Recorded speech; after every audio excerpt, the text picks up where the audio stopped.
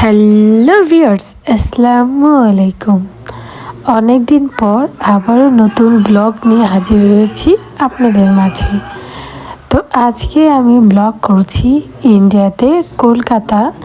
আমরা রয়েছি কলকাতার মুকুন্দপুর এলাকায়।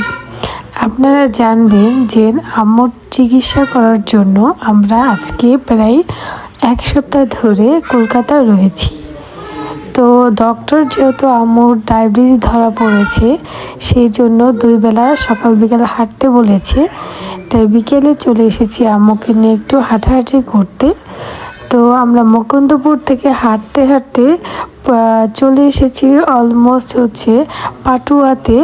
দেখুন এখানে পাটুয়ার ফুটপাথের সাইডগুলো এত সুন্দর করে সাজানো হয়েছে, এত সুন্দর পার্ক টাইপের করা হয়েছে। দেখুন, এটা কলকাতার সবথেকে বিখ্যাত 2 টিম খেলোয়াড়, যারা কলকাতার সবাই জনপ্রিয় পছন্দ করে, সেই 2 ফুটবল খেলোয়াড়ের ছবি আছে। এখানে দেখুন বিভিন্ন টাইপের মূর্তি রয়েছে এবং সুন্দর করে বসার সিস্টেম আছে। এবং এটা হাওড়া ব্রিজের কিছুটা লুক আনার ট্রাই করেছে। এই ব্রিজটাতে ওঠা যায় না, বাট কিছুটা হাওড়া ব্রিজের লুক আনার ট্রাই করেছে। আমি যখন 1 বছর আগে ইন্ডিয়া এসেছিলাম, তখন হাওড়া ব্রিজের একটা ব্লগ আমার চ্যানেলে দেওয়া ছিল। যদি আপনারা সেটা কেউ দেখতে মিস করে যান, দেখে আসতে পারেন। যেহেতু এবার আমি কলকাতার মেন শহর নেই, মেন শহর থেকে একটু গ্রাম সাইডে এসেছি, যেহেতু আম্মুকে ডক্টর দেখাবো। তো যে হসপিটালে দেখাবো সেটা মণিপাল হসপিটাল, সেটা মুকুন্দপুর। তো মুকুন্দপুর অনেকটাই গ্রাম সাইড, এখানে সেভাবে এরকম কিছু নেই। তো অলমোস্ট হাঁটতে হাঁটতে আমরা অনেক দূর চলে এসেছি। এখন দেখুন এত সুন্দর থিম রয়েছে ওদের। দুর্গাপুজোতে কীভাবে ভাসানে যাওয়া হয়, তারপরে দেখুন কবি নজরুল কবি রবীন্দ্রনাথ ঠাকুরের ছবি দেওয়া আছে। তারপরে আরও অনেক সুন্দর সুন্দর রয়েছে। এখানে অনেকগুলো বসার বেঞ্চ পার্ক টাইপের করেছে, সবাই আড্ডা দিচ্ছে। এখানে বড় সাইনবোর্ড দেওয়া আছে, আমার ভালোবাসা পাটুয়া, এরকম কিছু একটা। দেখুন, পাটুয়া শহর কলকাতা, এটা দেওয়া আছে। তো এখানে থিমগুলো আসলে খুবই সুন্দর, মনোমুগ্ধকর।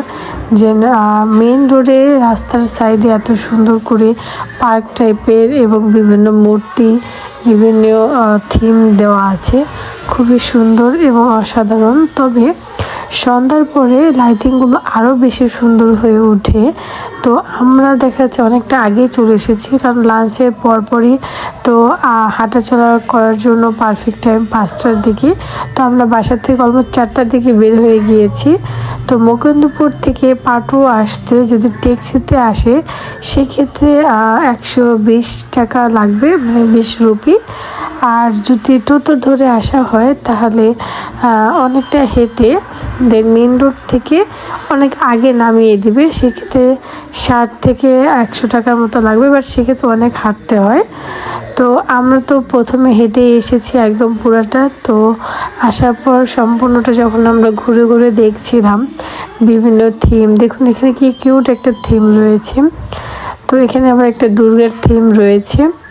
তো সকল থিম দেখে, এবং এখানে অনেক টাইপের দেশীয় খাবার রয়েছে, ইন্ডিয়ান কালচারিং যে খাবারগুলো। তো আমার আগের ভিডিওতে আপনারা দেখেছেন যে cheese momo, chicken momo, veg momo, অনেক টাইপের ভ্যারাইটিস মোমো ওদের আছে এবং খুবই টেস্টি সেগুলো। তবে আমাদের বাংলাদেশে আমরা যখন দেখছি মোমো সেল করেছে শুধুমাত্র মোমো সস, বাট এদেশে একটা দেখলাম যে মোমোর সাথে ওরা ছোট্ট এক বাটি স্যুপ প্রিফার করে। তো এটা খুব ভালো লেগেছে। দেখুন এখানে অনেক দেশ থেকে মানুষজন এসেছে, তারা ফটোশ্যুট করছে। এই থিমটাও খুবই সুন্দর ছিল। দেন পাশে ডান্সের একটা থিম ছিল, ঘোড়া উপরে উঠে যাচ্ছে আর কি, ঘোড়ার গাড়িতে করে, এরকম একটা থিম ছিল, খুবই সুন্দর এবং এত ইউনিক, এত সুন্দর করে করা যে মনে হচ্ছে যেন অরিজিনালি এরকম একটা ফিল কাজ করছে কাছ থেকে দেখে।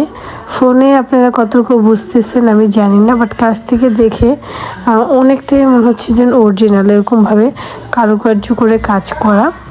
এখানে বাচ্চাদের বিভিন্ন খেলনা রয়েছে, বাট খেলনাগুলোর প্রাইস এত বেশি। তবে আমি কলকাতাতে একটা জিনিস ফিল করলাম যে ওরা যখন ট্যুরিস্ট দেখে বা বাংলাদেশ থেকে এসেছে বা ইন্ডিয়ান নয়, সেক্ষেত্রে ওরা সব কিছুর দামটা একটু বাড়িয়ে দেয়। এটা একটা ফলো করলাম। দেখুন এখানে বিভিন্ন খাবারের দোকান আছে, ফাস্টফুড টাইপের, মোমোস, তারপর হচ্ছে chicken fry, chicken tandoori, juice item. তো এখানে খাবারগুলোর প্রাইস খুবই বেশি এবং সেই অনুযায়ী মান একটুও ভালো না, খুবই খারাপ, খাবারের দাম অনুযায়ী কোয়ালিটি। আমি বাবুর জন্য একটা জুস নিয়েছিলাম, বাট সেটা আমি পর্যন্ত খেতে পারিনি। একটা নিয়েছিল 65 টাকা নিয়েছিল, 65 রুপি। তো এটা হচ্ছে, দেখুন এটাই শেষ প্রান্ত, এখানে আর এরকম দোকান নেই এই পর্যন্ত। একদম এত সুন্দর একটা থিম করে ফেলেছে ওরা, ফুটপাথটাকে কাজে লাগিয়েছে এবং হাজার হাজার মানুষ বসে এখানে খাওয়া দাওয়া করছে, ঘোরাফেরা করছে, জাস্ট এটা একটা পার্ক।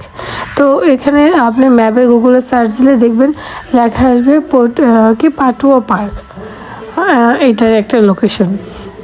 তো দেখুন লাইটিংগুলো ওপেন হয়ে গিয়েছে, সাদমান ব্যাক করতে চাচ্ছে না, সে আবারও যাবে। এই দেখুন এই সাইড দিয়ে ঝর্ণাটা ওপেন হয়ে গিয়েছে এবং ব্রিজটাও লাইটিং, সব লাইটিং এত সুন্দর লাগছে। রাস্তার সাইডটা কেউ দেখলে মনে করবে যে না এটা কোনো পার্ক বা কোথাও এসেছি, কিন্তু এটা শুধু রাস্তার ফুটপাথটাকে এত সুন্দর করে ডেকোরেশন করেছে।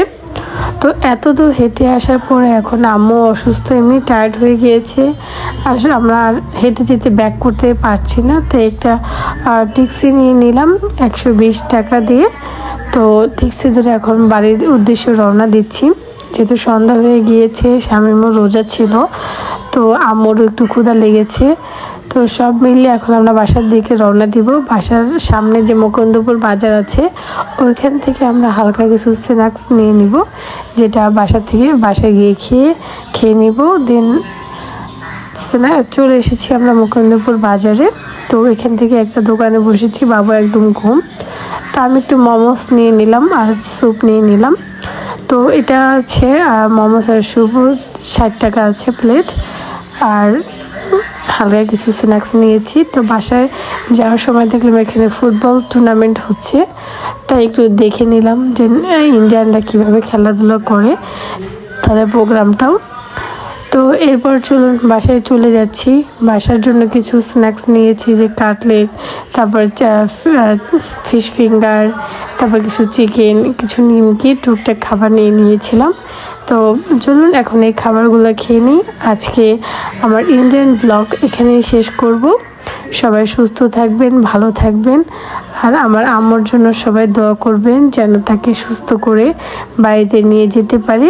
তো ভালো থাকবেন, আল্লাহ হাফেজ।